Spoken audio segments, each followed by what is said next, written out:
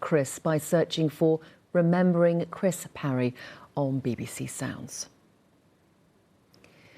Water dripping through light fittings, mould growing up the walls. Not exactly home sweet home, but reality for thousands of tenants living in dreadful conditions. There's been a significant rise in the number of complaints made against landlords in Devon and Cornwall over the last 4 years. Tenants made nearly 3,000 complaints to local councils about private and social housing landlords last year. Ewan Murray reports. Oh my God, yeah. More than just a leak. Abby suffered for years with damp and mould in this rental flat in Torquay. Out the window open. This is just ridiculous.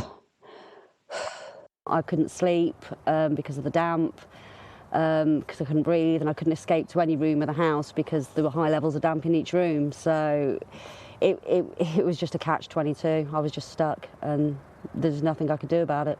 I'm out of my cupboard. Abby, a BBC freelancer, alerted her council after receiving an eviction notice following the death of her landlord.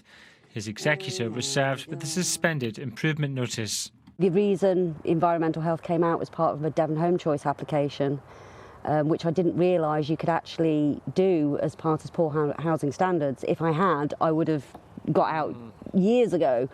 But financially speaking, with ill health and that, it's not always easy to get out of a situation like that. The landlord's executor insists she was prepared to carry out the works, though she and Abby were in dispute about how and when it would be done. And figures that we've obtained show complaints like this are on the rise across the region. Last year, councils received almost a quarter more complaints about issues like damp and mould, unfair rent rises and no-fault evictions.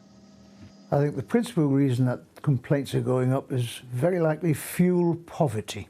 So if you're paying for expensive energy, you don't want to waste it by opening windows and ventilating.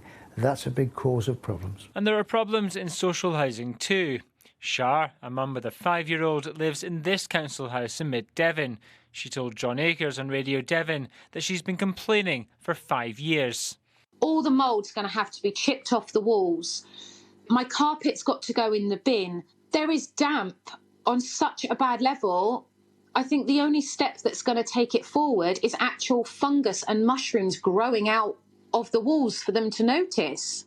Mid Devon Council says it's apologised for a breakdown in communication and has offered to fit devices to help control humidity in the property.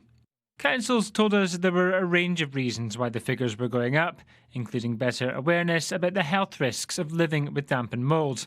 Meanwhile, bills are going through Parliament aimed at improving standards in both the social and private rented sectors. Ewan Murray, BBC Spotlight.